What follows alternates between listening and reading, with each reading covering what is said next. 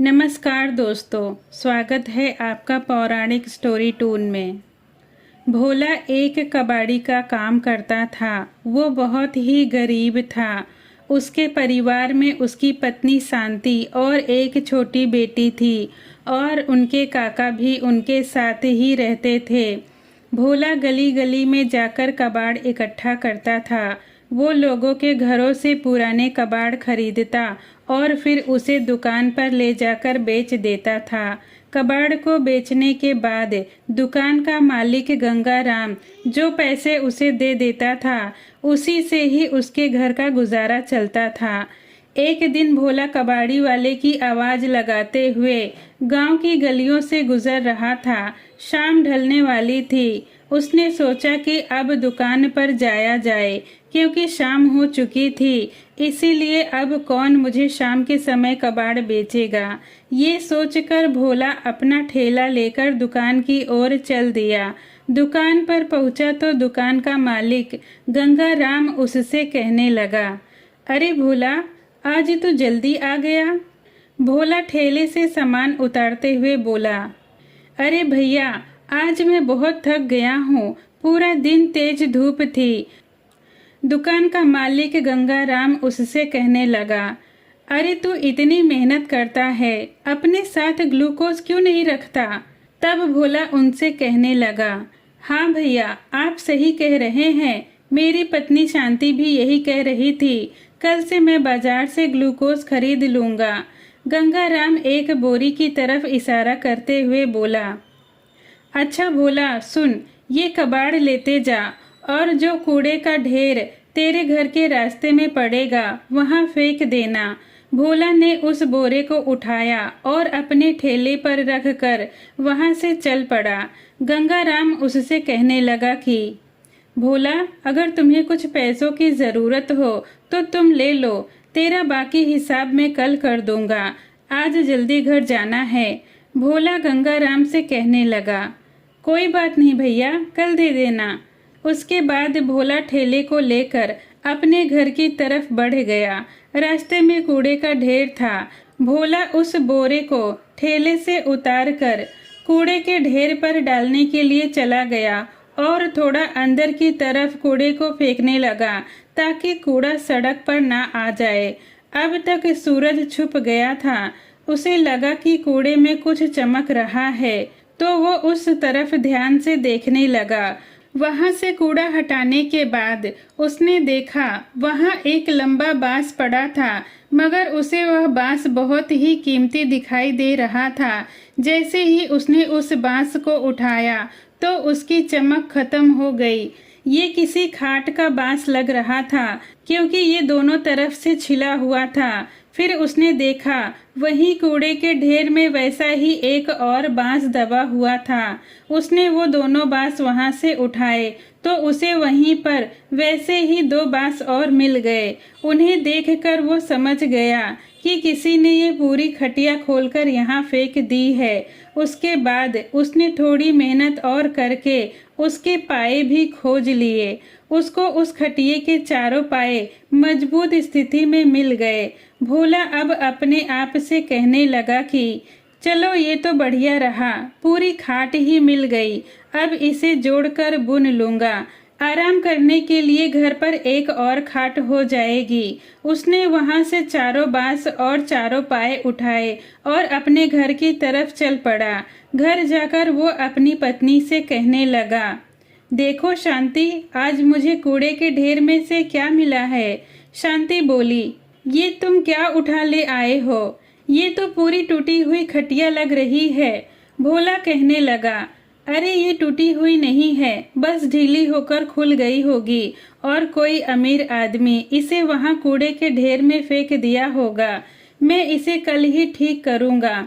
शांति बांस को छूकर बोली, ये तो बहुत मजबूत है। भोला कहने लगा, इसके पाए भी देखो कितने मजबूत हैं। अगर खटिया बन गई तो कई साल चलेगी। शांति ने एक पाए को उठाकर कहा, ये तो बहुत भारी है, इसमें कुछ टूटा हुआ तो नहीं लग रहा है, ये तो बिल्कुल ठीक है। भोला बोला, अरे मैंने देखा है, जब लोग नया घर बनवाते हैं तो पुराने और भारी सामान को या तो कबाड़ में बेच देते हैं या फिर कूड़े में फेंक देते हैं। चलो हमें इससे क्या, तुम खाना लगाओ, बहुत जोरों की भूख लगी है। और छुटकी कहाँ है? भोला अपनी बेटी के बारे में शांति से पूछने लगा। तो शांति ने बताया, वो तो मोहन काका के साथ दुकान पर गई है। अभी भोला खाना खाने के बारे में सोच ही रहा था कि तभी मोहन काका चुटकी को लेकर आ गए। जब काका घर आए तो भोला ने उनसे कहा, काका राम राम। मोहन ने भी भोला को राम राम कहा। काका भी चुटकी को गोद से उतारकर बांस को उठाकर देखने लगे और कहने लगे कि भोला, ये तू कहाँ से उठा लाया है? तो भोला ने उनसे कहा, काका, इससे मैं आपके लिए खाट बनाऊंगा। आप आंगन में जो पड़े रहते हो, अब खाट पर सोया करना। मोहन बोला, अरे वाह भोला, बहुत बढ़िया, तो बस इसे जोड़ देना, मैं खुद ही बुन लूंगा। भोला ने उनसे कहा, ठीक है काका, आप भी हाथ धो लो और खाना खा लो। फिर सब लोग मिलकर खाना खाने लगे। तभी मोहन काका कहने लगे, बहू, कल पालक बना लो, पालक की सब्जी खाने के लिए बहुत मन कर रहा है। शांति उनसे कहने लगी, चाचा, अब गर्मी में पालक कहाँ मिलेगा? तो भोला कहने लगा, अरे शांति, सब मिलता है, मैं कल ले आऊंगा और तुम बना देना। उनकी बातें सुनकर चुटकी कहने लगी, मुझे पालक पसंद नहीं है काका, मुझे पालक पसंद नहीं है। तो मोहन काका ने हंसते हुए कहा, बिटिया, तू क्या खाएगी? तो चुटकी ने उनसे कहा, मुझे तो आलू की सब्जी खानी है। काका बोले, एक काम करते हैं, आलू पालक बनाते हैं, पालक मैं खा लूंगा और आलू तुम खा लेना, ठीक है ना? चुटकी ने कहा, ठीक है काका। फिर खाना खाकर सब लोग सो गए। रात के 2 बजे के करीब शांति को कुछ चर्र की आवाज सुनाई दी। शांति उस आवाज को गौर से सुनने लगी। आवाज लगातार आ रही थी। फिर शांति बाहर देखने लगी।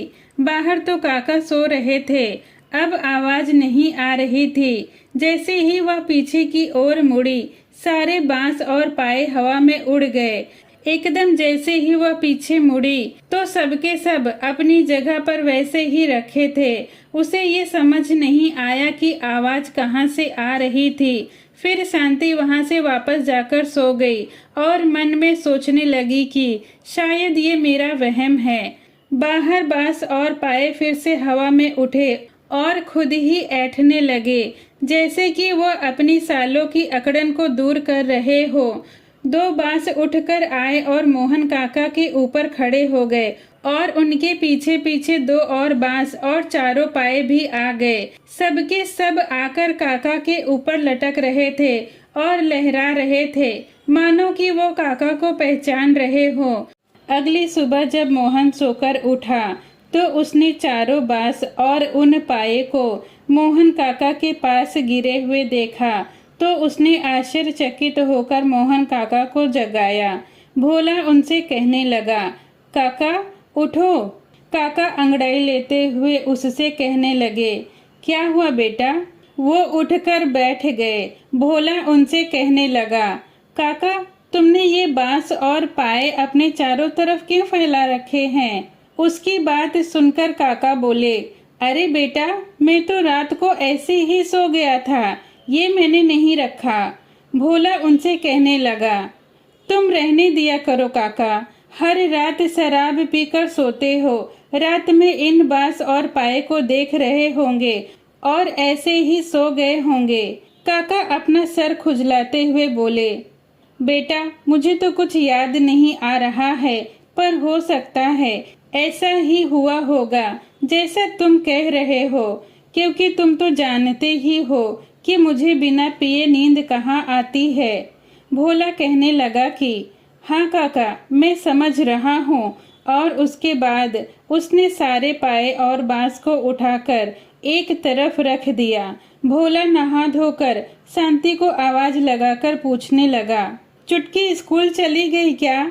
शांति कहने लगी, बस उसे ही तैयार कर रही हूँ। तब भोला ने कहा, अरे आज अपनी चुटकी बिटिया को हम छोड़कर आएंगे।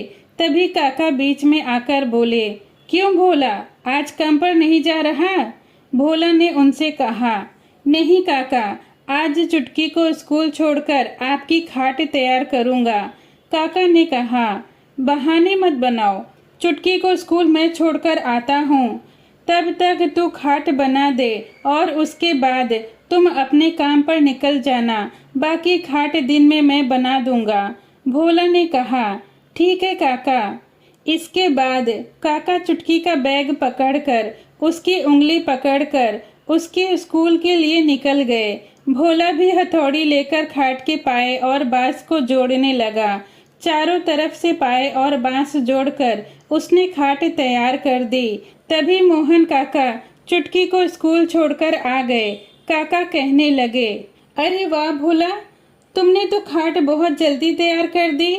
तो भोला उनसे कहने लगा, इसमें कोई कमी नहीं थी, जैसे पहले से ही तैयार थी, बस जोड़ना ही बाकी रह गई थी। फिर काका ने भोला से कहा कि चल अब तू काम पर निकल जा, मैं इसे बुनवा लूंगा।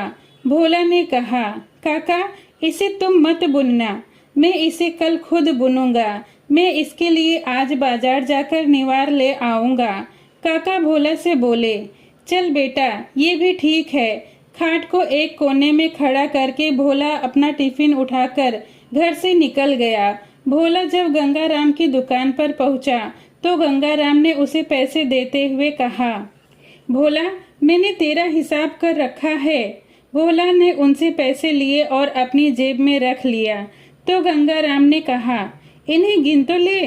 भोला ने कहा, भैया आपने कभी मुझे पैसे कम नहीं दिए, हमेशा ज्यादा ही निकलते हैं। काका ने जब से आपके यहाँ काम पर लगवाया है तब से सब कुछ ठीक चल रहा है। गंगाराम उसकी बातें सुनकर खुश होते हुए कहने लगा, काका और मुझ में उम्र का बहुत अंतर है, पर काका दोस्त हैं मेरे। तू तो निकल और सुन, पूरे दिन घूमना मत, और दिन में ज्यादा धूप लगे तो कहीं छांव में थोड़ा आराम कर लेना। और हाँ, उसमें मैंने 50 रुपए ज्यादा दिए हैं, उनसे रास्ते में कुछ खा लेना। भोला कहने लगा कि मुझे पता था भैया कि आप मुझे ज्यादा ही पैसे देते हो। इसके बाद भोला अपना ठेला लेकर वहां से चला गया और गली गली कबाड़ के लिए आवाज लगाता हुआ घूमता रहा। एक जगह छांव देखकर उसने रुक कर खाना भी खा लिया। फिर शाम तक उसे जो कुछ भी सामान मिला उसे लेकर वो गंगाराम के पास चला गया। दुकान पर पहुंचकर गंगाराम ने उससे पूछा कि भोला आज का दिन कैसा रहा? भोला ने कहा, ठीक रहा।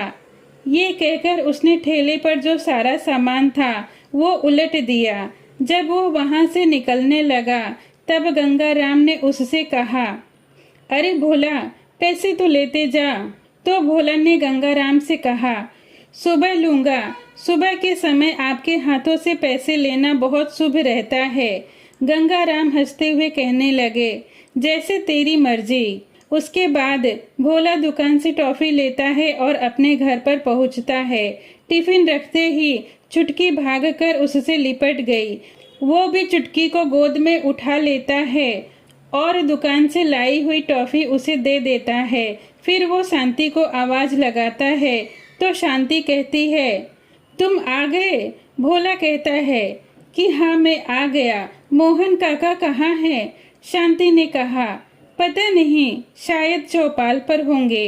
इसके बाद भोला ने शांति से पूछा कि आज क्या बनाया है? तो शांति कहने लगी, तुम तो कहकर गए थे कि मैं पालक लेकर आऊंगा, ले आए? भोला बोला, अरे शांति, पालक लाना तो मैं भूल गया। शांति कहने लगी, मुझे पता था कि तुम भूल जाओगे, इसीलिए मैं खुद ही चौराहे वाली दुकान से पालक लेकर आ गई थी। काका का पालक खाने का बहुत मन था। भोला बोला, शांति ये तो तुमने बहुत बढ़िया किया। शांति मुस्कुराते हुए बोली, इसमें बढ़िया कुछ नहीं है, मेरे पैसे दे देना। तो भोला हंसते हुए बोला, ठीक है, सुबह ले लेना। तभी काका भी आ गए और कहने लगे कि शांति बहू, खाना तैयार है क्या? शांति बोली, जी काका, खाना तैयार है।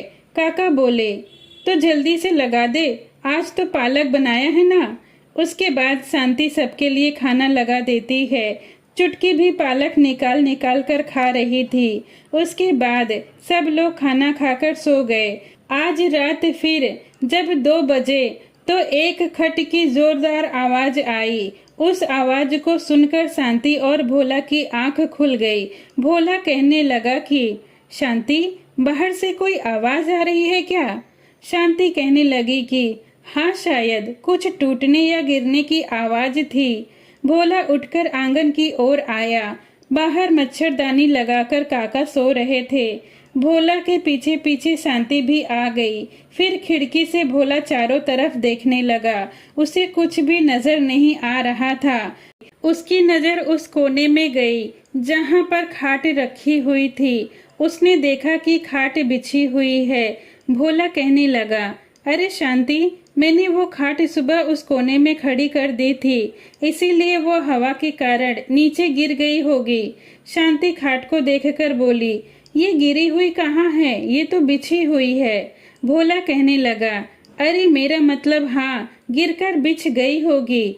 शांति बोली, जाओ और उस खाट को खड़ी कर आओ। भोला उससे मजाक करते हुए बोला, अरे शांति, तूने तो वैसे ही मेरी चारों तरफ से खटिया खड़ी कर रखी है। शांति मुस्कुराते हुए कहने लगी, तुम तो रहने भी दो।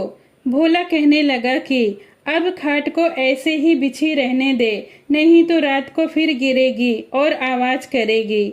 उसके बाद दोनों वापस जाकर सो गए। तभी खटिया हवा में उड़ती हुई बहुत तेजी से गोल गोल घूमने लगी। थोड़ी देर घूमने के बाद वो सोते हुए काका के ऊपर गई और हवा में उल्टी हो गई। खाट अब अपना लक्ष्य निर्धारित कर चुकी थी। अगली सुबह जब भोला सोकर उठा तो उसने देखा कि खटिया काका की बगल में उल्टी पड़ी हुई थी। उसने सोचा कि काका नशे में होंगे। जब तक खटिया को तैयार न कर दूं, तब तक ये हर रात नौटंकी करते रहेंगे। ऐसा सोचकर भोला खटिया को तैयार करने की ठान लेता है और नहा धोकर वो बाजार से निवार लाने के लिए चला गया और बाजार से बढ़िया निवार लेकर आया, जो देखने में बहुत सुंदर लग रही थी। फिर वो उस निवार से खटिया को बुनने बैठ गया। शांति भोला से कहने लगी, मैं भी तुम्हारी मदद कर देती हूँ।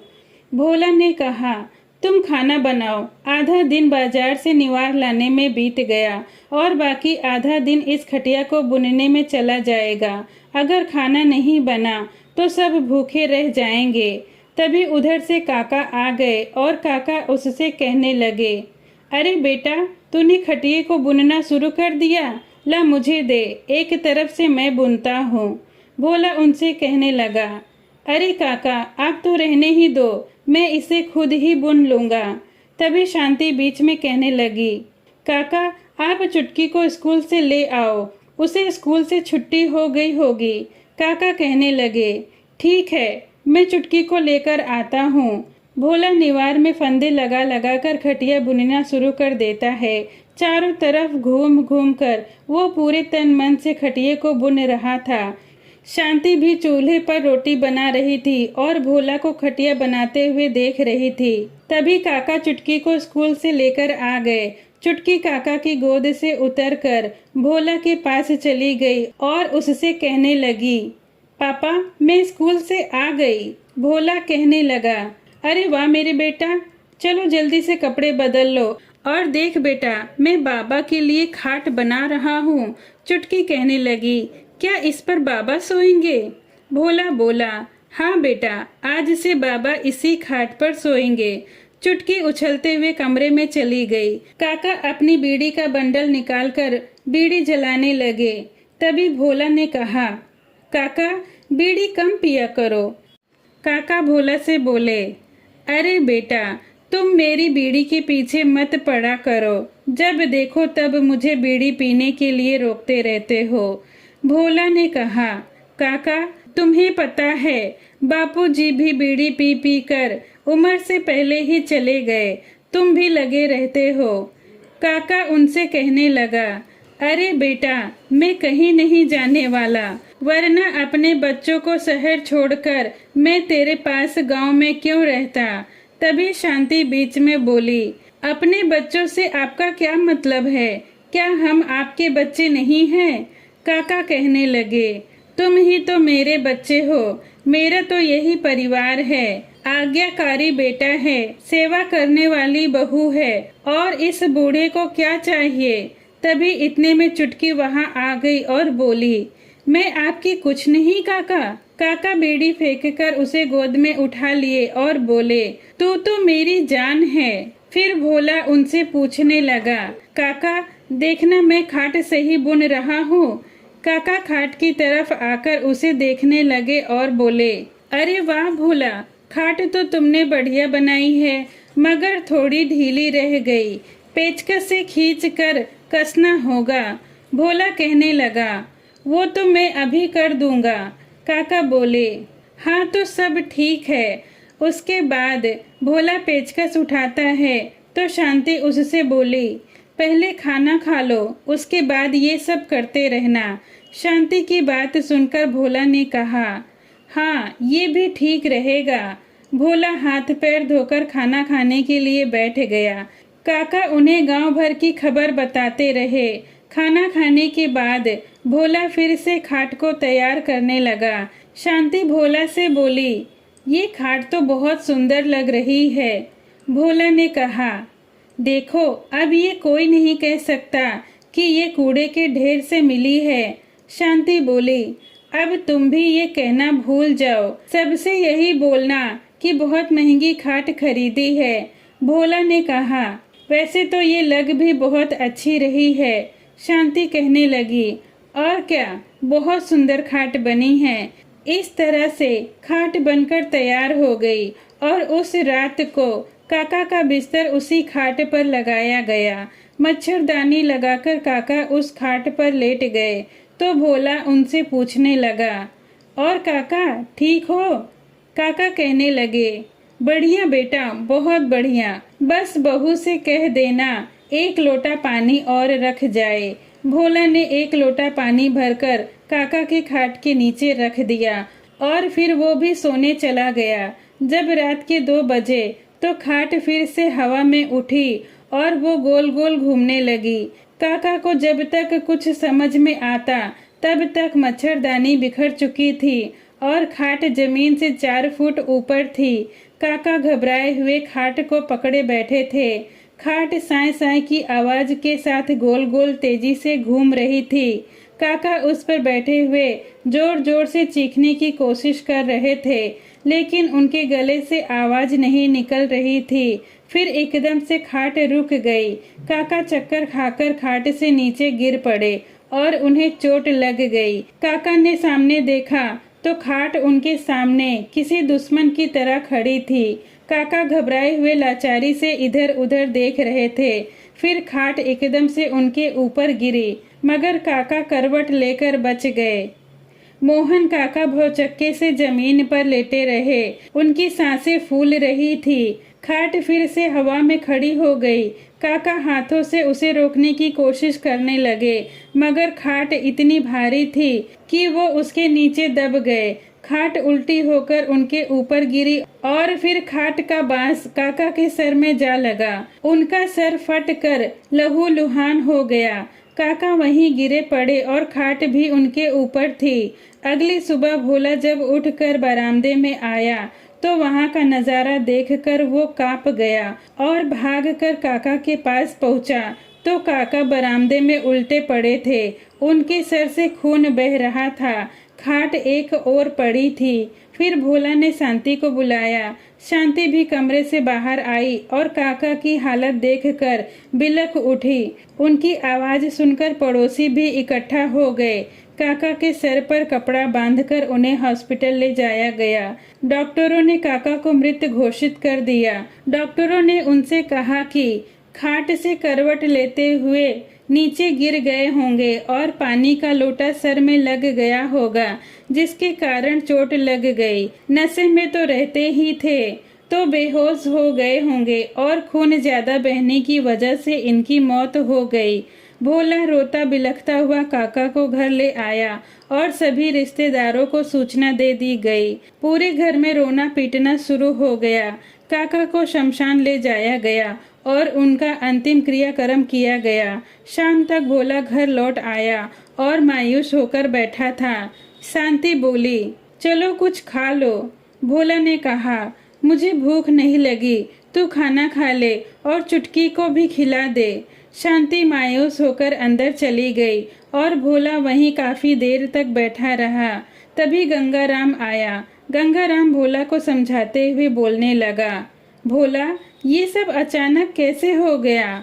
भोला उनसे कहने लगा, भैया, काका उस रात को अच्छे से सोए थे और सुबह मुझे छोड़कर चले गए, मुझे अनाथ कर गए। बाबूजी के बाद यही तो थे जो मुझे अपने बच्चे की तरह पाल रहे थे। मोहन काका के बिना ये घर कितना सुना सुना हो गया है। उनकी आवाज सुनने के लिए कान तरस रहे हैं। अंदर शांति भी फूट फूट कर रोने लगी। गंगाराम बोला, अरे पागल, इतनी ही सेवा लिखी थी तेरी, तेरे साथ तो वो हमेशा रहेंगे। देख भाई, तू हिम्मत ना हार, तुम्हारा पूरा परिवार तेरी हिम्मत से ही तो चलेगा। भोला बिलख बिलख कर रोने लगा। गंगाराम की नजर उस खाट पर पड़ी जो देखने में बहुत ही लाजवाब लग रही थी। वो सोचने लगा कि इतनी बेहतरीन खाट इस कबाड़ी वाले के यहाँ कैसे? ये तो एक शानो शौकत की चीज है। गंगाराम वहां से उठा और उस खाट के ऊपर बैठ गया और उसके निवार और पाए पर हाथ फेरने लगा। खाट की मजबूती को उसने भाप लिया। खाट पर हाथ फिराते हुए गंगाराम को भोला ने भी देख लिया था। गंगाराम बोला, अच्छा भोला, अब मैं चलता हूँ, तू अपना ख्याल रखना, किसी चीज की जरूरत हो तो बता देना। भोला ने कहा, भैया, आपको ये खाट पसंद है? गंगाराम बोला, क्यों, क्या हुआ? भोला ने कहा, अगर आपको ये खाट पसंद है तो आप इसे ले जाइए।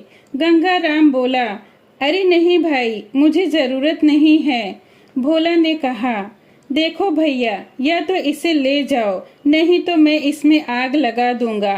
गंगाराम बोला, अरे ये तो कैसी बातें कर रहा है, थोड़ा सब्र रख। भोला बोला, मैं इसे काका के लिए लेकर आया था, अब जब वो ही नहीं रहे तो मुझे ये खाट नहीं चाहिए, बाहर फेंको इसे।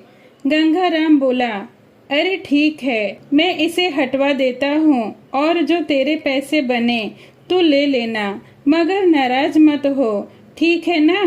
गंगाराम दो लड़के को लाकर उस खाट को हटवा लेता है। शांति और भोला को उस खाट से कोई लगाव नहीं था।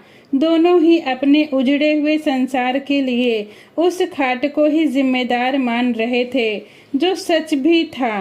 गंगाराम मन ही मन में खुश हो रहा था कि वह आज इस खाट को अपनी बैठक में सजा कर रखेगा और भोला को भी कुछ पैसे दे देगा। ये सौदा उसके मन को भा रहा था। गंगाराम खाट को लेकर अपने घर पहुंचा और टेम्पो से खाट को नीचे उतरवाया।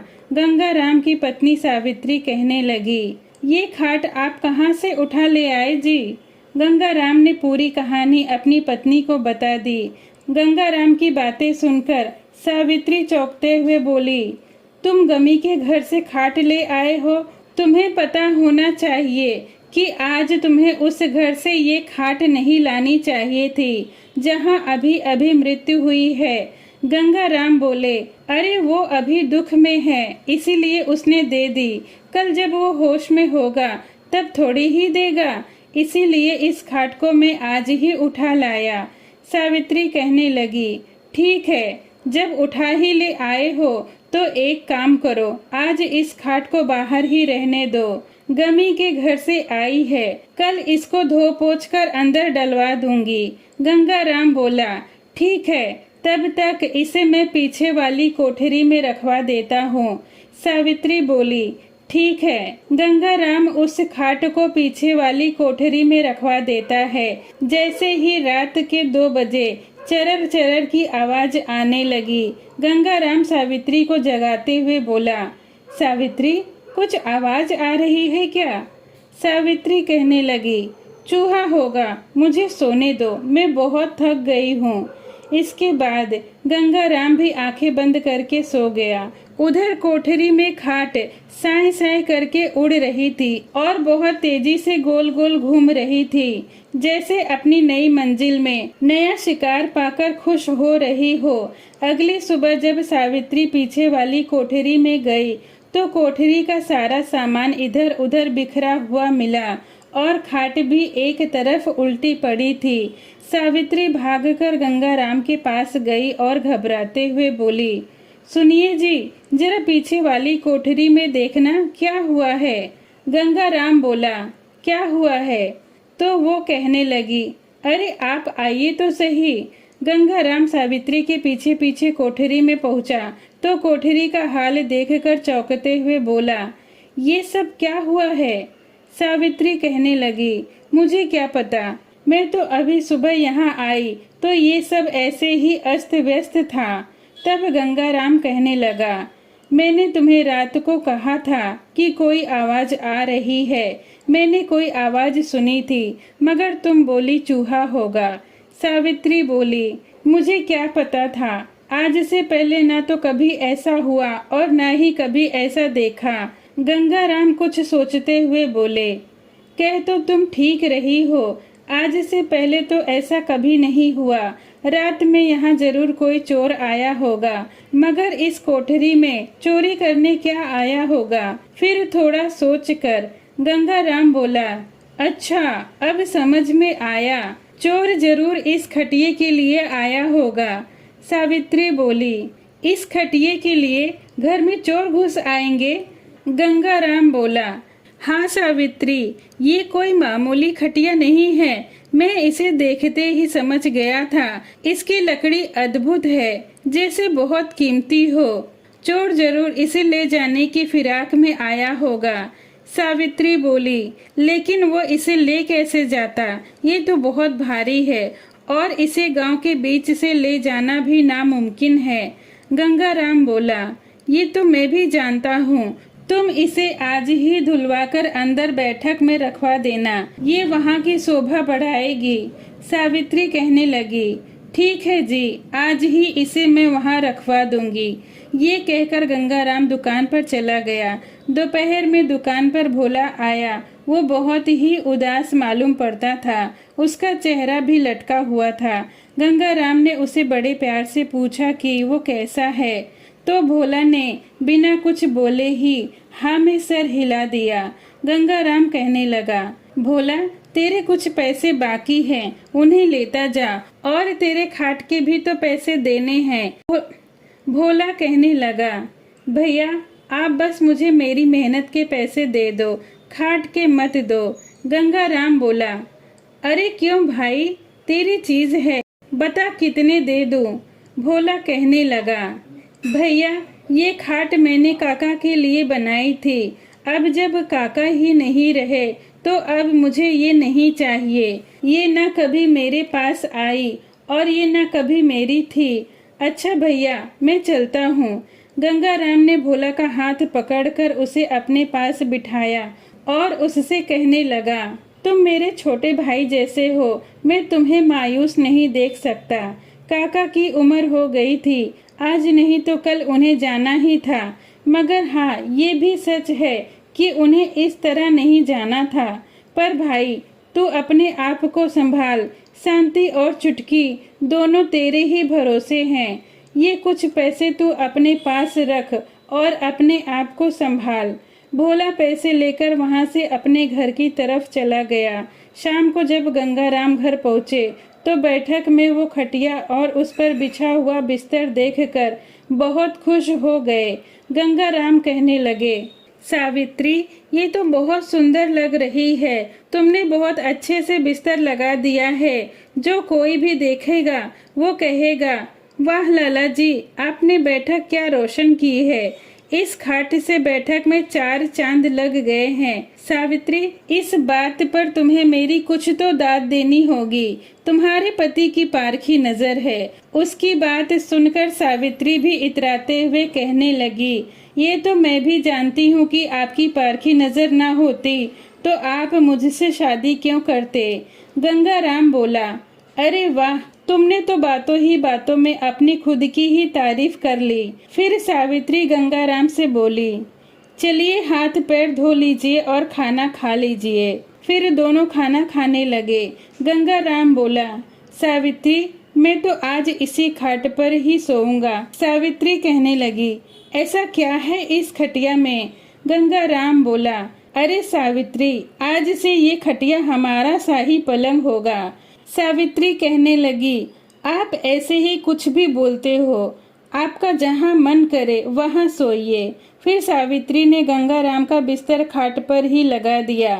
गंगाराम भी मजे से खाट पर लेट गया और खुद से ही कहने लगा, वाह क्या बात है, मजा ही आ गया। थोड़ी ही देर में उसे गहरी नींद आ गई। रात के तीसरे पहर में गंगाराम ने जब करवट लेनी चाही तो वह करवट नहीं ले सका। उसे ऐसा लग रहा था जैसे किसी ने उसे खाट से बांध दिया हो। उसकी समझ में कुछ नहीं आ रहा था। उसने हाथ पैर हिलाने की बहुत कोशिश की, मगर वो अपनी गर्दन के सिवा बाकी शरीर का कोई भी हिस्सा नहीं हिला पा रहा था। अब वह पूरी तरह से जाग चुका था।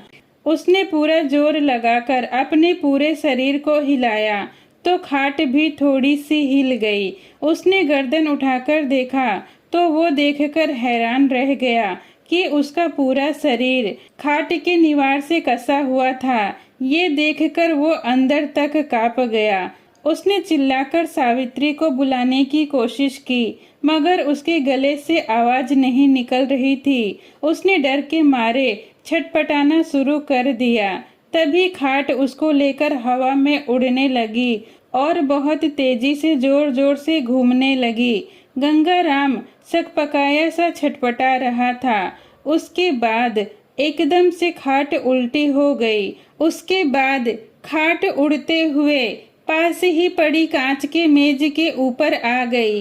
अब गंगाराम के नीचे कांच की पूरी मेज थी और उसके ऊपर उल्टी खाट थी जो उसको लेकर छत से लग चुकी थी।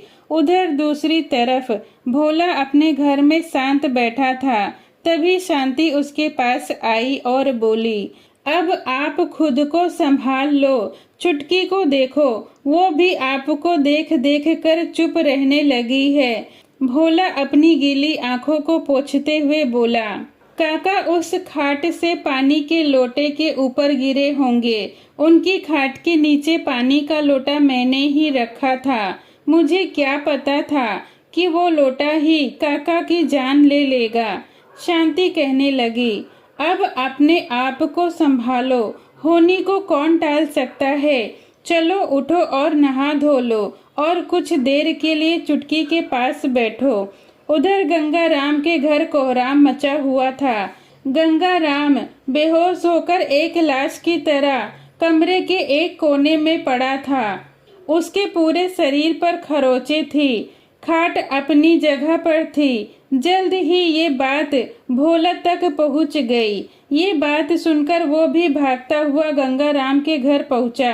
जब वो वहां पहुंचा तो गंगाराम को अस्पताल ले जाने के लिए एक एम्बुलेंस में डाला जा चुका था। भोला भी किसी की गाड़ी में बैठकर एम्बुलेंस के पीछे पीछे अस्पताल तक पहुंचा। प्राथमिक उपचार के बाद गंगाराम को थोड़ा होश आ चुका था। एम्बुलेंस से उतरते ही गंगाराम ने भोला को बाहर खड़े देख लिया था। गंगाराम ने अपनी आंखें खोलते हुए बड़ी मुश्किल से बोलने की कोशिश की और वो इतना ही बोल पाया कि जल्द से जल्द उस खाट को वहां से हटवा दो। इतना बोलकर वो फिर से बेहोश हो गया। डॉक्टर उसे जल्दी से अंदर ले गए। भोला वहीं खड़ा रह गया। उसके समझ में आ गया था कि इस खाट में कुछ तो गड़बड़ है। हो ना हो ये सब इसी खाट की वजह से हो रहा है। वो जल्दी से गंगाराम के घर की ओर भागा और सावित्री से कहने लगा, भाभी वो खाट कहाँ है? सावित्री बोली, मेरी पति की हालत खराब है और तुम्हें अभी भी खाट की ही पड़ी है। भोला उन्हें समझाते हुए बोला, भाभी हमें जल्दी से उस खाट को घर से बाहर निकालना होगा। ये सब उसी खाट की वजह से हो रहा है। गंगाराम भैया ने अस्पताल के बाहर मुझे बोला है कि वो खाट वहाँ से हटवा दो। उसकी बात सुनकर सावित्री ने चौंकते हुए बैठक की तरफ इशारा करके बताया कि वो खाट वहाँ पर पड़ी है। भोला बैठक में जाकर गुस्से से उस खाट को देखने लगा। फिर उसने वहीं बगल में ही पड़ी एक कुल्हाड़ी उठाई और कुल्हाड़ी से उस खाट पर पूरे जोर से प्रहार किया। उस कुल्हाड़ी का लकड़ी का हत्था टूट गया और लोहे वाला हिस्सा अलग होकर नीचे गिर गया। कुल्हाड़ी का खाट की पाटी पर कोई असर नहीं हुआ। भोला चौंक कर देखता रह गया। जब उसे कुछ भी समझ में नहीं आया तो उसने गंगाराम के नौकर से कहा कि इस खाट को बाहर निकलवा दे। वे सब मिलकर उस खाट को बैठक से बाहर निकलवाने लगे। भोला ने उस खाट को गंगाराम की दुकान के बाहर खड़े ठेले पर रखकर उसी कूड़े के ढेर पर ले जाकर पटक दिया। फिर उस पर मिट्टी का तेल डालकर उसमें आग लगा दी। खाट धू धू कर जलने लगी। तभी भोला की कानों में एक भयंकर हंसी सुनाई दी और उड़ते हुए काले धुएं में एक आदमी का भयानक चेहरा दिखाई दिया। वो आदमी भोला की तरफ देखकर जोर जोर से हंस रहा था। उसे देखकर भोला की सिट्टी पिट्टी गुम हो गई। वो डर के मारे कांपने लगा था। उस आदमी का चेहरा और भी अधिक ठहाके लगाकर हंसने लगा। भोला डरते हुए धीरे धीरे वहां से पीछे हटने लगा। वो वहीं कूड़े के ढेर पर ही गिर गया। फिर वो वहां से उठकर बहुत तेजी से गंगाराम के घर की तरफ भागा। सीधा गंगाराम के घर पहुंचा तो उसने देखा कि वहां पर ताला लगा हुआ था। जब उसने मोहल्ले में पता किया तो पता चला कि सावित्री अस्पताल में गंगाराम से मिलने गई थी। उसके बाद वो हाँफता हुआ अपने घर की ओर भागा। अपने घर में पहुंचकर अंदर वाले कमरे में गया और जाकर बिस्तर पर लेट गया। उसकी सांसें इतनी तेज चल रही थी कि मानो उसका हृदय फट जाएगा। उस आदमी के चेहरे की खूंखार हंसी अब भी उसके कानों में गूंज रही थी। तभी शांति उस कमरे में आई और पसीने से तरबतर भोला को देखकर बुरी तरह घबरा गई। उसने डरते हुए भोला से पूछा, तुम्हें क्या हुआ है? भोला ने उसकी बात का कोई जवाब नहीं दिया और इशारे से पानी मांगा। शांति एक गिलास पानी भरकर ले आई। भोला ने पानी पिया और थोड़ी देर के बाद जब वह कुछ सामान्य हुआ तो उसने शांति को पूरी घटना के बारे में बताया। उसकी बात सुनकर शांति भी बुरी तरह घबरा गई और अंदर तक कांप गई। वो डरते हुए भोला से बोली, कहीं ये कोई टोना टोटका या कोई काला जादू तो नहीं है? भोला को कुछ भी समझ में नहीं आ रहा था। उसने कहा, ये तो मुझे नहीं पता, मगर खौफनाक मंजर था। वो सब देखकर और सुनकर मेरे तो रोंगटे खड़े हो गए हैं। अब मैं कुछ देर आराम करूंगा। शांति बोली, चलो ये तो ठीक हुआ कि आप उसे जलाकर आ रहे हो। उसके बाद भोला सो गया। 2 घंटे बाद भोला का फोन बज उठा। उसने फोन उठाकर देखा तो सावित्री भाभी का फोन था। उसने फोन उठाया तो सावित्री कहने लगी, भोला कहाँ हो तुम? भोला कहने लगा, भाभी मैं तो घर पर ही हूँ। सावित्री ने भोला से पूछा कि तुमने उस खाट का क्या किया? भोला ने कहा, मैंने तो वो खाट जला दी है। सावित्री बोली, अच्छा जरा घर जाकर देखना। भोला उठा और तुरंत गंगाराम के घर के लिए निकल गया। शांति उसे रोकते हुए बोली, अरे अब कहाँ जा रहे हो? तो भोला ने कहा, मैं थोड़ी देर में आ रहा हूँ, गंगाराम भैया के घर तक जा रहा हूँ। भोला गंगाराम के घर पहुंचकर देखता है कि सारे नौकर घर के बाहर खड़े हैं। वो अंदर जाकर देखता है तो उसका सर घूम गया। खाट पूरी तरह से बैठक में सुरक्षित बाकायदे अच्छे से बिछी हुई थी। खाट को देखकर भोला सकते में खड़ा रह गया। हंसी की आवाज अभी भी उसके कानों में गूंज रही थी। उधर गंगाराम की हालत और भी गंभीर होती जा रही थी। वो रह रह कर तड़प उठता। उसकी आंखों में उस रात का खौफनाक मंजर घूम रहा था। डॉक्टर उसे सुलाने की कोशिश कर रहे थे, मगर वो नींद में भी डर कर उठ जाता था। सावित्री बस रोए जा रही थी। तभी सावित्री को किसी ने बताया कि उनके पारिवारिक गुरुजी आए हुए हैं। सावित्री भागते हुए गुरुजी के पैरों में जा गिरी और फूट फूट कर रोने लगी। गुरुजी उससे कहने लगे, पुत्री, ये सब कैसे हुआ? सावित्री रोते हुए पूरी कहानी गुरुजी को सुना दी। गुरुजी सावित्री की एक एक बात को ध्यान से सुनते जा रहे थे। उन्होंने कांच के दरवाजे से गंगाराम को देखा। फिर उन्होंने सावित्री से कहा, पुत्री, मुझे वो खाट देखनी है। सावित्री ने भोला को फोन लगाया और पूछा, तुम कहाँ हो और वो खाट कहाँ है? भोला ने कहा, भाभी, मैं आपके घर के बाहर हूँ और वो खाट आपकी बैठक में ही है। फिर सावित्री ने गुरुजी से कहा, गुरुजी, आप खाट देखने के लिए घर के बैठक में चले जाइए। फिर सावित्री ने भोला से कहा कि तुम वहीं रहना, मैं गुरुजी को भेज रही हूँ, वो खाट को देखना चाहते हैं। भोला ने कहा, ठीक है भाभी, मैं यहीं पर हूँ। उधर गंगाराम भी गहरी गहरी सांसें ले रहा था। गुरुजी गंगाराम के घर पहुँचे और बैठक में जाकर उस खाट को देखने लगे। फिर उन्होंने कुछ मंत्र पढ़े और अभिमंत्रित जल उस खाट पर छिड़क दिया। खाट बुरी तरह से तिलमिला उठी। खाट की आवाज पूरे घर में गूंज रही थी। गुरुजी ने कहा, भोला को छोड़कर बाकी सभी घर से बाहर निकल जाएं। फिर सभी वहां से बाहर निकल गए। फिर गुरुजी ने बैठक के सारे दरवाजे खिड़की बंद कर दिए। भोला डरते हुए बोला, गुरुजी, मुझे भी बाहर जाने दीजिए। गुरुजी ने कहा, इस खाट ने सिर्फ तुम्हें ही नुकसान नहीं पहुंचाया है, इसीलिए तुम्हारा यहाँ पर रहना जरूरी है। गुरुजी ने अपनी आंखें बंद करके मंत्र पढ़ना शुरू कर दिया और लगातार उस खाट पर जल छिड़कते रहे। भोला डरते हुए गुरुजी के पीछे जाकर खड़ा हो गया। गुरुजी और भोला ने अपनी आंखें बंद कर ली। आंखें बंद करते ही उन्होंने देखा कि एकदम से कमरे में प्रकाश हो गया है और 25 साल पहले वहां एक बहुत बड़ा घर दिखाई देने लगा। घर के आंगन में एक आम का पेड़ लगा हुआ था और दो बच्चे भाग भाग कर उस आम के पेड़ के चारों तरफ खेल रहे थे। बच्चों के कपड़े और घर को देखकर ऐसा लग रहा था कि ये बहुत बड़े घर के लोग हैं। तभी बड़ी बड़ी मूंछों वाला एक आदमी घर के अंदर आया। उसके साथ दो मजदूर भी थे। मजदूर कहने लगे, ठाकुर साहब, आप ये पेड़ क्यों काटना चाहते हैं? ये तो आपके पिताजी ने लगवाया था।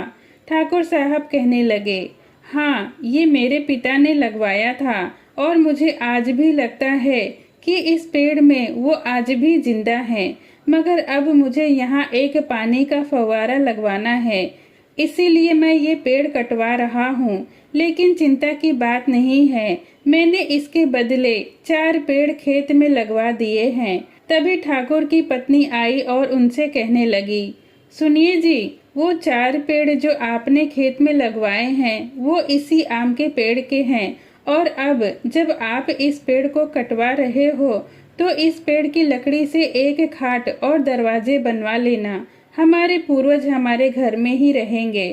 ठाकुर साहब कहने लगे, वाह भाग्यवान, ये तो बहुत ही बढ़िया विचार आपके मन में आया है। अगले ही दिन वो 2 मजदूरों ने उस पेड़ को काट दिया।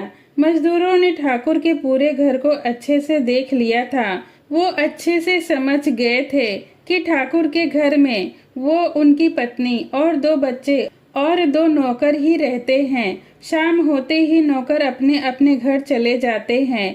घर में बस ये 4 लोग ही रह जाते हैं। ठाकुर का उस गांव में बहुत अच्छा नाम था। वो स्वभाव से बहुत दयालु थे। उन दोनों मजदूरों ने 2 दिन में ही पेड़ को काट दिया और 2 हफ्ते में दरवाजा और एक सुंदर खाट बनकर तैयार कर दी। इन 2 हफ्तों में वो दोनों मजदूरों ने घर के आने जाने वाले सभी रास्ते के बारे में अच्छे से जान चुके थे। अब वो अच्छे से जानते थे कि कौन सी चीज कहाँ पर रखी है। काम पूरा होने पर ठाकुर ने उन्हें अच्छा रकम दिया और आगे भी काम देने का वादा किया, मगर वे दोनों मजदूर कुछ और ही सोच रहे थे। उसी रात दोनों मजदूर ठाकुर के घर दराती लेकर घुसे। जब ठाकुर पानी पीने के लिए रसोई में गया था, उसी वक्त दोनों मजदूरों ने सोई हुई ठकुराइन और उनके दोनों बच्चों पर ताबड़तोड़ दराती से वार कर दिया। किसी को भी चीखने का मौका नहीं मिला। दोनों मजदूरों ने लगातार उन पर कई वार किए। पूरी चादर खून से सन गई। दोनों मजदूरों ने चादर हटाकर देखा तो उसमें ठकुराइन और दोनों बच्चे ही थे।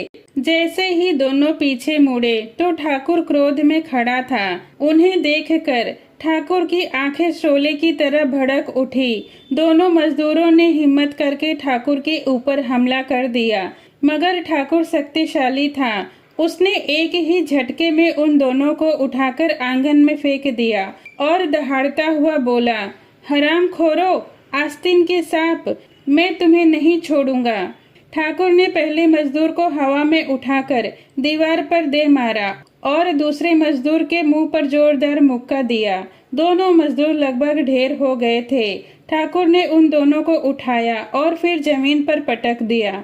दोनों ही दर्द से कराह रहे थे। ठाकुर उन दोनों की छाती पर जा बैठा और उनकी गर्दन दबोच ली। ठाकुर अपना आपा खो चुका था। दोनों मजदूर छटपटा रहे थे। उनकी सांसें रुकने लगी थी। ठाकुर पूरी तरह से उन पर हावी हो चुका था। तभी ठाकुर के सर पर किसी ने पीछे से जोरदार डंडा मारा, जिससे ठाकुर जमीन पर गिर पड़ा। उधर गंगाराम आखिरी सांसें ले रहा था। डॉक्टर अपने हाथ खड़े कर चुके थे।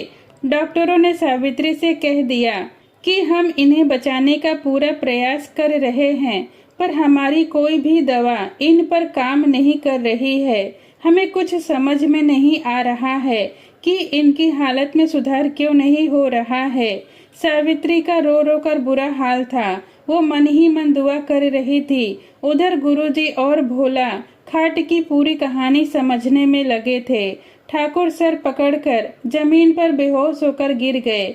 दोनों मजदूर खांसते हुए खड़े हुए और उनमें से एक ने कहा, गंगाराम, तू यहाँ कैसे आया?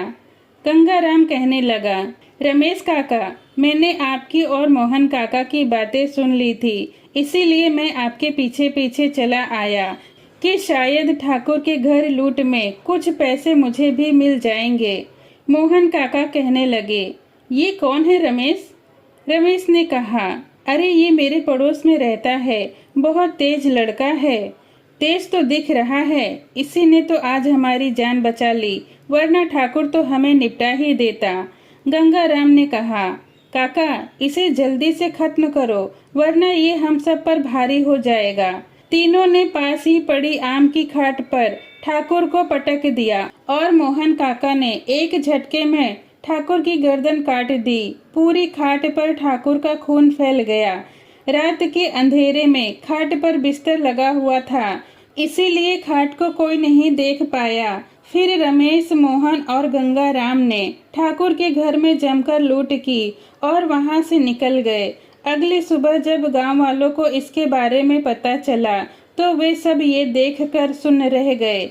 इतना महान परिवार, जिसके सभी सदस्य सबकी मदद करने के लिए हमेशा आगे रहते थे, ये कोई समझ ही नहीं पा रहा था कि उनकी इतनी निर्मम हत्या किसने कर दी। ऐसा कौन कर सकता है?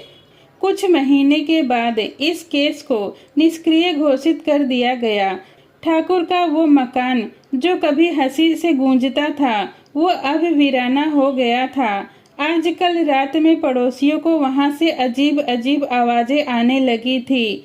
वो खाट जिस पर ठाकुर को मारा गया था, आधी रात के समय पूरे गांव में हवा में घूमती थी। सुबह होने पर वो खाट कभी कहीं पड़ी मिलती तो कभी कहीं पड़ी मिलती। इससे गांव वालों के मन में डर का माहौल बन गया था। रमेश अपने हिस्से का सारा पैसा लेकर दूसरे शहर चला गया और वहीं रहने लगा था। गंगाराम ने अपनी दुकान खोल ली थी और मोहन काका ने अपना सारा पैसा शराब और जुए में उड़ा दिया। गांव वालों ने किसी सिद्ध महात्मा की मदद से उस खाट को उधड़वाया और उसके बाद सभी गांव वालों ने उस खाट को प्रणाम किया और फिर उसे नदी में बहा दिया। चारों पार्टी नदी में बहते हुए भी कभी अलग नहीं हो सके। वो साथ में इकट्ठे बहते रहे।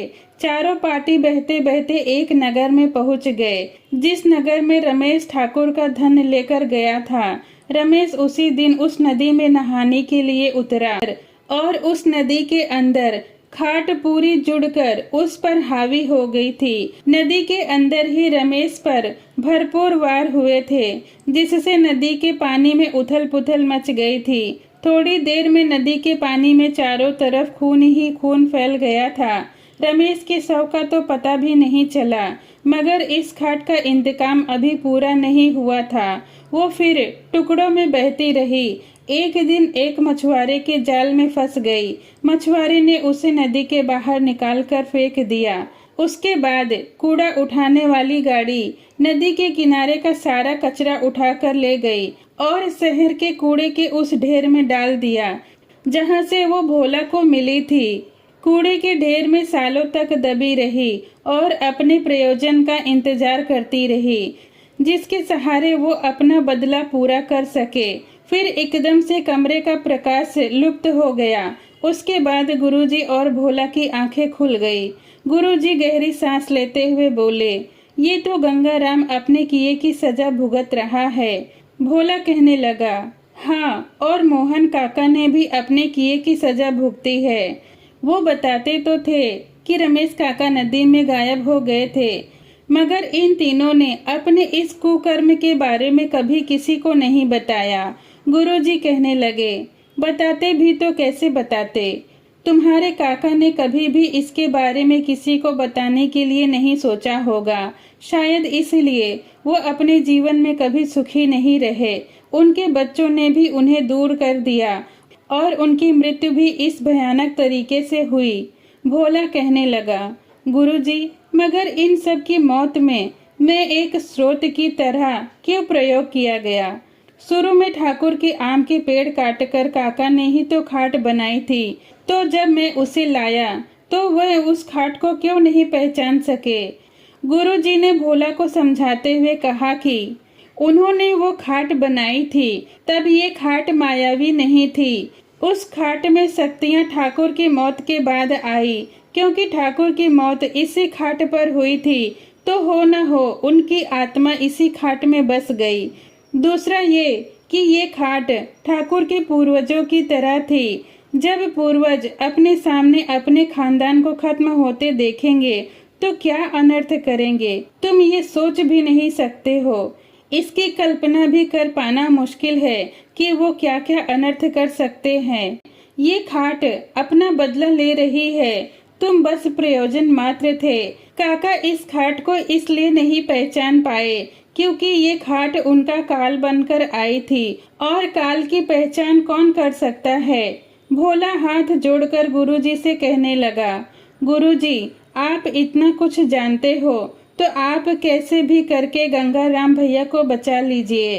तभी खाट हवा में उड़ी और सीधी खड़ी हो गई। उस खाट के निवार से एक चेहरा बाहर आया, वही चेहरा जो भोला ने खाट को जलाते वक्त धुएं में देखा था। वो चेहरा ठहाके लगाते हुए कहने लगा, तुम और ना ही तुम्हारे ये गुरु और ना ही कोई और, इस समय उसे कोई नहीं बचा सकता। उसकी मौत तो निश्चित है। उधर डॉक्टर की टीम पूरे दमखम से गंगाराम को बचाने में लगी थी, मगर गंगाराम की हिम्मत कम होती जा रही थी। सावित्री अपने आप को असहाय महसूस कर रही थी। वो बेचैन होकर इधर उधर घूम रही थी। तभी उसे गुरुजी की याद आई, तो फिर वह भोला को फोन लगाने लगी। गुरुजी और भोला बैठक में ही खड़े थे। तभी भोला का फोन बजा। भोला ने फोन उठाया तो सावित्री ने उससे कहा, भोला, गुरुजी कहाँ हैं? भोला ने कहा, गुरुजी यही हैं। सावित्री बोली, मेरी गुरुजी से बात करवा दो। उसके बाद भोला ने फोन गुरुजी को दे दिया। सावित्री गुरुजी से गिड़गिड़ाते हुए कहने लगी कि गुरुजी, इनकी हालत लगातार खराब होते जा रही है, आप कुछ कीजिए ना। गुरुजी, आप इन्हें बचा लीजिए, मैं आपके आगे हाथ जोड़ती हूँ। गुरुजी कहने लगे, पुत्री, ये सब तो हमारे हाथ में नहीं है, हम तो बस दुआ ही कर सकते हैं बाकी गंगाराम ने जो 25 साल पहले किया था उसका परिणाम तो उसे भुगतना ही होगा। सावित्री चौंकते हुए बोली, 25 साल पहले उन्होंने क्या किया था? गुरुजी ने सावित्री के पूछने के बाद 25 साल पहले खाट के निर्माण से लेकर ठाकुर की मौत तक का सारा किस्सा सावित्री को कह सुनाया। सारी बातें सुनकर सावित्री शांत हो गई। गुरुजी फोन पर आवाजें लगाते रह गए, पुत्री, पुत्री सावित्री। तब सावित्री बोली, जी गुरुजी, मैं तो सोच भी नहीं सकती थी कि जिस आदमी की समाज में इतनी प्रतिष्ठा हो वो अपने अतीत में इतना कुछ करके बैठा हुआ है। गुरुजी सावित्री से कहने लगे, पुत्री, आदमी को कर्म करके आगे बढ़ जाता है और तरक्की भी पा लेता है। फिर वो दान पुण्य करके सोचता है कि मुझे मेरे किए हुए भूतकाल के कुकर्म से मुक्ति मिल गई, मगर ये नहीं समझता कि ये सब उसके खाते में जमा हो गए हैं और एक दिन ब्याज सहित वापस मिलेंगे। सावित्री कहने लगी, फिर भी गुरुजी, ये मेरे पति हैं, इन्होंने जो भी किया वो किशोर अवस्था में किया, बाद में ये सबके लिए सबके साथ खड़े रहे, कृपया इन्हें बचा लीजिए। गुरुजी सावित्री से बोले, पुत्री, अगर गंगाराम को कोई बचा सकता है तो ये खुद ठाकुर साहब है। तुम ठाकुर साहब से गुहार लगाओ, उनसे प्रार्थना करो, लेकिन हमें तो ठाकुर का बदला भी गलत नहीं लगता। उनका पूरा परिवार गंगाराम, रमेश और मोहन ने सिर्फ धन के लालच में खत्म कर दिया था। सावित्री ने गुरुजी से कहा, मैं बैठक में आ रही हूँ। सावित्री अस्पताल से निकली और घर पहुँच गई। बैठक में गुरुजी और भोला मौजूद थे। सावित्री हाथ जोड़कर कहने लगी, गुरुजी, मुझे क्या करना होगा? तब गुरुजी ने खाट की तरफ इशारा कर दिया और सावित्री खाट के पांव को पकड़कर कहने लगी, मुझे नहीं पता आप कौन हो। आपके साथ जो अत्याचार हुआ है वो गुरुजी ने मुझे बता दिया। मैं अभागन आपसे बस अनुरोध कर रही हूँ कि मेरे पति को माफ कर दो। मेरा इनके सिवा और कोई नहीं है। इन्होंने आपके परिवार को खत्म कर दिया था। आप मुझे मार दो पर इन्हें छोड़ दो। सावित्री बिलख बिलख कर रो रही थी और बार बार प्रार्थना कर रही थी, मगर खाट वैसी ही पड़ी थी। फिर सावित्री निराश होकर गुरुजी की तरफ देखने लगी। गुरुजी आगे आए और कहने लगे कि ठाकुर साहब, आप इस पुत्री की बात को सुन लीजिए, मैं आपसे अनुरोध कर रहा हूँ। तभी खाट चरमराहट की आवाज के साथ हवा में खड़ी हो गई। ये देखकर सावित्री की चीख निकल गई। वो गिरती पड़ती पीछे हट गई। फिर खाट की निवाड़ से ठाकुर का चेहरा बाहर आया और कहने लगा, मैं पिछले 25 सालों से क्रोध की अग्नि में जल रहा हूँ और अब तुम कहते हो कि इसे छोड़ दूं? गुरु महाराज, आप ब्राह्मण हैं और ज्ञानी पुरुष हैं। आप जानते हैं कि एक क्षत्रिय शरण में आए हुए दुश्मनों की भी रक्षा करते हैं और शत्रुओं को मौत के बाद भी नहीं बख्शते। फिर इसने तो मेरे पूरे हंसते खेलते परिवार को मार दिया। मैं इसे कैसे माफ कर दूं? गुरुजी ने कहा, ठाकुर साहब, ये मत भूलिए, क्षत्रिय जान लेने से ज्यादा सुरक्षा देने के लिए जाने जाते हैं और तुम्हारी कीर्ति तो पूरे गांव में आज तक है। ये गंगाराम और उसके साथियों की गलती थी। तुमने उन्हें उनकी सजा भी दे दी, मगर गंगाराम उस समय किशोर अवस्था में था, ना समझ था और लालची भी था। कालांतर में उसे अपनी गलती का एहसास हुआ होगा, तभी तो वो हर तरह से जरूरतमंदों की मदद करता आया है। हम भी पिछले 15 सालों से गंगाराम को जानते हैं। वो गरीबों का मसीहा कहलाता है। ठाकुर गुस्से में चिल्लाकर बोला, होगा मसीहा, मैंने भी लोगों की मदद की थी, मुझे क्या मिला? ये भी मरेगा। इसकी पत्नी से कहो ये प्रार्थना करना बंद करे और कफन की तैयारी करे। गुरुजी शांत स्वभाव से ठाकुर से बोले, ठाकुर साहब, अगर तुम उसे मार दोगे तो तुम में और उसमें क्या अंतर रह जाएगा? मरने के बाद जो नुकसान तुम्हारे गांव वालों का हुआ होगा, जो तुम पर निर्भर थे। इसी तरह गंगाराम कई परिवारों को पालता है, उनके बच्चों की फीस भरता है। पूछो भोला से, अगर तुम उसे मार दोगे तो वो गरीब तो स्वयं ही मर जाएंगे। मैं तुम्हें भावनाओं में बांध नहीं रहा हूँ, पर ठाकुर साहब क्षमा करें, क्षमा से बढ़कर और कोई गुण नहीं हो सकता। तुम क्रोध और प्रतिशोध की अग्नि में नित जलकर आज भी इस भौतिक संसार में फंसे हुए हो। ठाकुर साहब, मुझ बुजुर्ग ब्राह्मण की बात मानो और इसे क्षमा कर दो। मैं भी तुम्हारे आगे हाथ जोड़ता हूँ। जब गुरुजी ने ये कहा तो ठाकुर बोला, आप पूजनीय हैं महाराज, आप मेरे आगे हाथ मत जोड़िए, मगर मैं जब भी पीछे देखता हूँ तो मुझे मेरे बच्चे और ठकुराइन दिखाई देती हैं। उन्हें देखकर मैं प्रतिशोध में जल उठता हूँ। गुरुजी कहने लगे, अपने आप को शांत रखिए और क्षमा करने से बड़ा कोई उपाय नहीं है ठाकुर साहब। उसके कर्मों की सजा उसको ईश्वर देगा। ठाकुर साहब, तुम स्वयं को ईश्वर के चरणों में समर्पित कर दो। गुरुजी बार बार ठाकुर की आत्मा को समझाने लगे। ठाकुर ने कहा, जा सावित्री जा, महाराज जैसी पुण्य आत्मा की बात मैं नहीं ठुकरा सकता। ये ठाकुर इन महाराज के ज्ञान से अलग होकर नहीं चल सकता।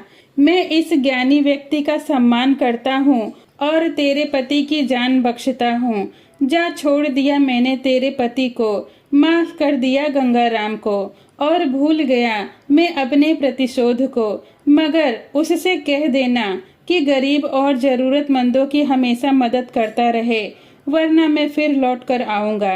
ये खाट भी मेरा बोझ उठाते उठाते थक गई है। मेरी वजह से ये खूनी खाट कहलाती है। अब मैं इसको भी मुक्ति दे रहा हूँ। भोला, इसे जला देना। अब मैं चलता हूँ महाराज, प्रणाम। फिर खाट से एक चमकती हुई रोशनी बाहर निकली और ऊपर की तरफ उड़ गई। ठाकुर मुक्त हो गया। जैसे ही ठाकुर मुक्त हुआ वैसे ही सावित्री के फोन पर डॉक्टर का फोन आया कि आप जल्दी से अस्पताल आ जाइए। जब तीनों अस्पताल पहुंचे तो डॉक्टर ने बताया गंगाराम की हालत बहुत बिगड़ गई थी, सांसें लगभग रुक ही गई थी। फिर इतने में न जाने क्या चमत्कार हुआ कि गंगाराम को एकदम से होश आ गया और अब उसकी हालत में बहुत सुधार है। फिर सभी गंगाराम से मिलने के लिए उसके कमरे में चले गए। गंगाराम कहने लगा, मुझे माफ कर दीजिए, मैं आप सबका गुनहगार हूँ। गुरुजी ने कहा, माफी तो ठाकुर साहब से मांगो जिनका तुमने पूरा परिवार खत्म कर दिया था। गंगाराम कहने लगा, गुरुजी, जब तक मैं बेहोश था तब तक ठाकुर मेरे सपने में आता रहा। उसने मुझे वो सब दिखाया जो आप सब ने मेरी जान बचाने के लिए किया।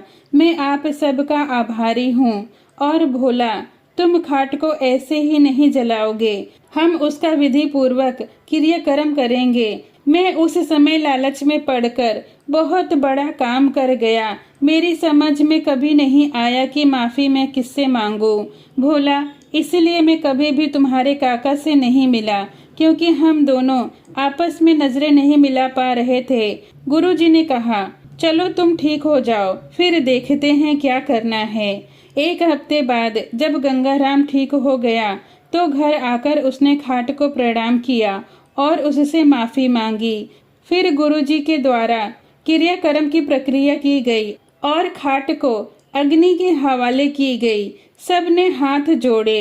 गंगाराम ने मन ही मन माफी मांगी और उसकी आंखों से पश्चाताप के आंसू बह निकले। भोला ने भी अपने काका के लिए दिल से माफी मांगी और उनकी आत्मा की शांति के लिए प्रार्थना किया। गुरुजी ने भी सभी आत्माओं को धन्यवाद दिया और आत्मा रूपी ऊर्जा को प्रणाम किया। अब खाट पूरी तरह जल चुकी थी और जल चुका था ठाकुर का क्रोध और प्रतिशोध। गंगाराम गुरुजी से कहने लगा, गुरुजी, अब आपको तो मुझसे नफरत हो रही होगी। गुरुजी ने कहा, गंगाराम, जब तुम समझदार हुए तब तुम बदल चुके थे। जब से मैं तुम्हें जानता हूँ मेरी नज़र में तुमने कभी किसी का दिल नहीं दुखाया। यही कारण था कि मैं तुम्हारे प्राण बचाने के लिए ठाकुर की आत्मा से विनती कर रहा था। लेकिन तुम ये बात याद रखना, अतीत कभी भी पीछा नहीं छोड़ता है और अब तुम अपना बाकी का जीवन जरूरतमंदों की मदद करने में लगा दो। हमेशा खुश रहो। गंगाराम और भोला ने गुरुजी को प्रणाम किया। उसके बाद वे दोनों अपने अपने घर की तरफ निकल गए। भोला घर पहुंचकर सारी बात शांति को बताई। शांति भोला की बातें एक टक लगाकर सुन रही थी। इस कहानी से हमें ये सीख मिलती है कि हमें जीवन में लालच और बुराइयों का त्याग कर देना चाहिए। इन बुराइयों को खुद पर हावी नहीं होने देना चाहिए, क्योंकि इन बुराइयों से मिला हुआ लाभ कुछ दिनों के लिए ही होता है। ईश्वर मानिए या नियति आपके किए हुए की सजा ब्याज सहित आपको देती है। फिर चाहे आप अच्छे कर्म करो या बुरा कर्म, वापस आपको 1.5 गुना ही मिलना है। भले ही देर से मिले, लेकिन मिलेगा जरूर। इसीलिए हमेशा सच्चाई की राह पर चलते रहिए और जरूरतमंदों की मदद करते रहिए। ईश्वर आपको वो सब कुछ देगा जो आपके लिए उचित होगा।